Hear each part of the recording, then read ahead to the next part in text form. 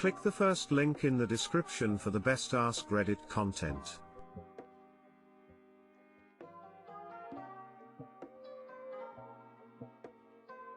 Today I fucked up while trying to cut a lemon with a knife. I came back to parents' home from the city I was working in recently, and I was cooking something which doesn't need anything to be cut other than a few lemons, to enhance the sour taste in it. Everything is almost done, and now I remember how I forgot to add lemon juice to the mix. So I hurried, took a lemon out of the refrigerator, found a knife. Now to specially mention, this was the sharpest knife we have at my home, and because of that, it also has a very thin blade. I placed the cutting board in position, and tried to cut lemon, but it was just scratching the surface, so I put some more force at the handle, but still all in vain. I thought if this knife isn't cutting, no else will do. So, I put my second palm over the dull edge of the blade and applied force with both hands to cut it. Now, just a second after I applied force, something clicked in my mind. Maybe I wasn't using the sharp edge to cut, but by then I felt that the sharp edge of knife had already sliced through the skin of my whole left hand that I was forcing over it. Now I have got a diagonal long cut all through my left palm, and I'm sitting here typing with my right hand even though I generally use left. Upvote button is on the opposite end of mobile. Too long didn't read.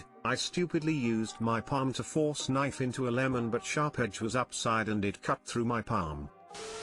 A friend of mine thought it was a bright idea, when shoving vegetables onto a skewer to make a vegetable kebab, to brace a piece of butternut with the palm of her hand so she could push against it and impale it onto the skewer. Unsurprisingly, she also skewered a cm hole into her hand. The kitchen is dangerous, man. Gotta think twice before doing some things on autopilot. Stay safe out there. Last line. So true. One moment of autopilot and anything can happen.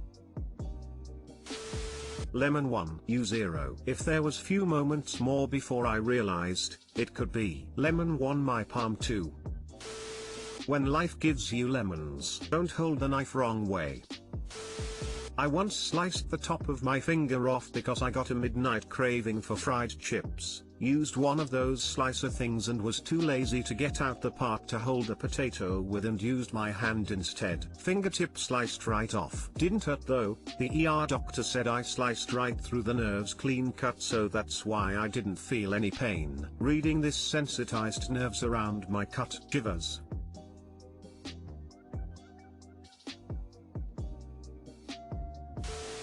Today I fucked up by terrifying an already scared child with my appearance. Too long didn't read. I face planted into a rock on a hike and was sporting a swollen shut black eye for my brother's wedding, then scared a small child with my face 3 weeks later. The beginning of this FU happened a month ago but led to a new FU yesterday. Alright, one day a little over a month ago, I decided that I was tired of being cooped up inside and desperately wanted to see the sun, so I decided to go on a hike. So, filled with motivation and a lack of vitamin D, I set out on my little shitty adventure. Things were going great at first. The sun was out, the birds were singing, and I was getting some much needed exercise for my increasingly pudgy ass. Unfortunately for me, my peaceful afternoon was about to take a turn when a huge tree root escapes my notice and takes out my right foot as I was walking, completely oblivious to my surroundings. 1 second, I'm looking up admiring the wildlife, and the next time falling in what seems like slow motion,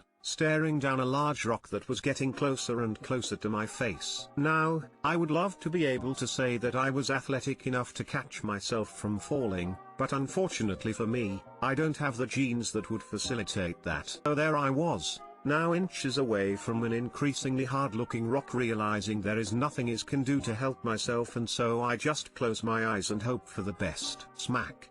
I luck out and manage to cushion the blow with the bones around my eye. I roll over and bring hands, which had been useless up to this point, to my face to feel the damage. I couldn't feel any blood pouring out of my face, so that was definitely a plus. I could however feel 2 already throbbing knots under my eyebrow and above my cheekbone. I open up my eyes and find that only one of them is actually opening well, while the other is much more difficult, though opens with some effort. I pull out my phone and take a quick picture of the damage. It's nasty. My eyebrow looked like a shelf covering the top of my eye, and there was a big, ole knot underneath my eye along my cheekbone. I groan, both from pain and the fact that I was almost certainly going to be sporting a nice shiner for my brother's wedding that was 6 days away. I pick myself up and make my way back to my car as quickly as I can to get home and get some ice on it. I get home about an hour later, and by that time my eye had basically sealed shut, but now had the added benefit of some cool new shades of red and purple. I spend the rest of the night icing my eye, pretty much resigned that I would be a black-eyed best man, but holding out hope that I would get the swelling completely down so that I could get some makeup to cover it. When I woke up the next day, my eye had only gotten worse. Frustrating,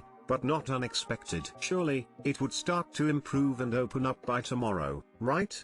Nope. Okay, well, black eyes always look worse before they look better, but I mean it has to open up by tomorrow. Oh, for fuck's sake, how is it even worse? Okay, well, at least I should be able to open it by the wedding. How? 6 fucking days have gone by and this thing is still swollen shut? Luckily, the bride and groom thought it was hilarious and were insistent that I not do anything to cover it up. So my shiner has been immortalized in all their wedding photos. I was able to have a good sense of humor about it in my speech, but I really would have rather not had the black eye for the festivities. In a rather cruel twist of fate, my eye ended up finally opening the morning after their wedding, but has not improved much since then. Of course, all of this could have been avoided if I only resisted the urge to try to do something healthy. That's the last time I do anything so foolish. Fast forward 3 weeks and my eye is healing, according to my doctor. I'm skeptical, but apparently his definition of healing is having a very swollen, black eye turn into a less swollen, purple, red, yellow, green, orange, and black eye, accompanied with a bloody eyeball. Needless to say, I haven't been winning any modeling competitions since I fucked my face up. Anyway, I've been getting sick of the constant stares every time I go out in public with my Lucky Charms rainbow face, and so most of the time I've been wearing sunglasses when I go out. Yesterday, I decided that I needed to go to the supermarket to buy my food for the week. So I walk out to my car and sit down. Well, imagine my surprise when I hear and feel a very distinctive crunch underneath my ass as I sit down. I sigh and stand up slightly to pull out whatever I just crushed, and what would it be except for the one thing that has made me feel okay about going in public, my sunglasses. Completely snapped in half. I pause for a moment, pissed. Do I go back inside and just avoid going out in public until my shiner goes away? No, I think I would like to go out in public sometime in the next year or two. Okay, I guess I'll be rocking this shiner at the supermarket. So I drive off. I get to the supermarket and walk inside, picking up my usual selection of incredibly healthy and unhealthy food when I notice a young kid crying. I look around to see if she has a parent nearby, and I can't see anyone who might be a parent or could help. Against my better judgment, I decide to approach the child to see if I could help find her mom or dad. Well, I bend down to try to speak to her on her level, but before I can even say a word, she takes one look at my face and screams before bolting the other way. Now, as you can imagine, a strange-looking man in a supermarket that, inadvertently, causes a small child to scream in terror is not the best look if you happen to be that man, and so I quickly buy the food I had in my basket and get out of there, trying to avoid the angry mobs that would chase down Frankenstein's monster. I think I'll go buy a new pair of sunglasses today and probably find a new supermarket. Just never go out in public again. Tough call. If you're curious, this has been my black eyes progression so far. The picture on the bottom right is today.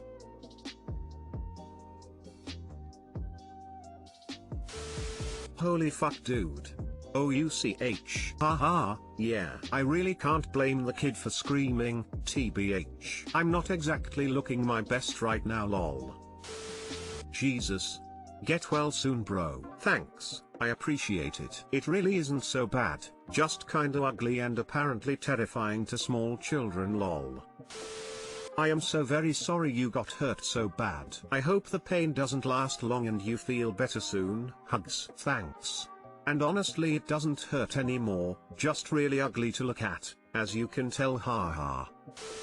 Definitely. Looks like you still have a week or two. You just gotta come up with a few insane stories for when people ask about it. Make sure they are good stories. You want a high shock value. Lol. Yeah. Unfortunately most people who've seen me already know the truth, and usually my eye was shocking enough to start with lol. Today I fucked up by putting cabbage leaves on my sandwiches. Obligatory, this didn't happen today. Few years ago, I was home from college for a few weeks, and whenever my mom wasn't cooking, I ate sandwiches. My mom always had plenty of stuff to make an awesome sandwich, so it was cool. I just hated the lettuce. I couldn't figure it out. My mom always bought good iceberg lettuce, but now the lettuce was always so dry and chewy, I hated it. But I kept putting it on my sandwich BC. I hated soft sandwiches. Mind you, I never told my mom or dad about this. I was thinking mom and dad buy everything. It would be rude as fuck to say some like I hate the lettuce you get when I wasn't paying for it. So I kept my mouth shut. But one day I was making a sandwich with my little sister in the kitchen, and I told her, man, I hate the lettuce mom buys. It's so dry and chewy. I wish she'd go back to the other brand or whatever she used to buy. My sister looked at me like I was so stupid that she was worried about me and said, Nymeria, that's not lettuce, that's cabbage. You've been putting raw cabbage leaves on your sandwiches? And you go to one of the top universities in the state? I was shook. I couldn't show my face at home again. She ran straight to our parents and they all laughed for days. SMH. I tried to explain that cabbage and iceberg lettuce looked exactly the same, and I never thought to look at the label BC. Usually it was in a Ziploc bag or just out in the fridge. It was rarely packaged in the house, but the damage was done. Too long didn't read. Put cabbage leaves on my sandwiches every day for a few weeks because I thought it was iceberg lettuce. Cabbage has more nutritional value anyway. Lettuce is basically just water. I like my crunchy water though. My son ate a salad just the other day that had both a day I fucked up and chopped up cabbage leaves in it. He realized he messed up but didn't want to get noticed, so sat quietly and finished it. Another great point in why a degree doesn't mean you're smart, you're just as ignorant as everyone else. Thank you. I will now laugh for days. What? Cabbage is so much better than iceberg. I have completely excluded iceberg from my diet, because cabbage have a much richer taste, and are more nutritious. They shouldn't be laughing at you, they should be applauding you.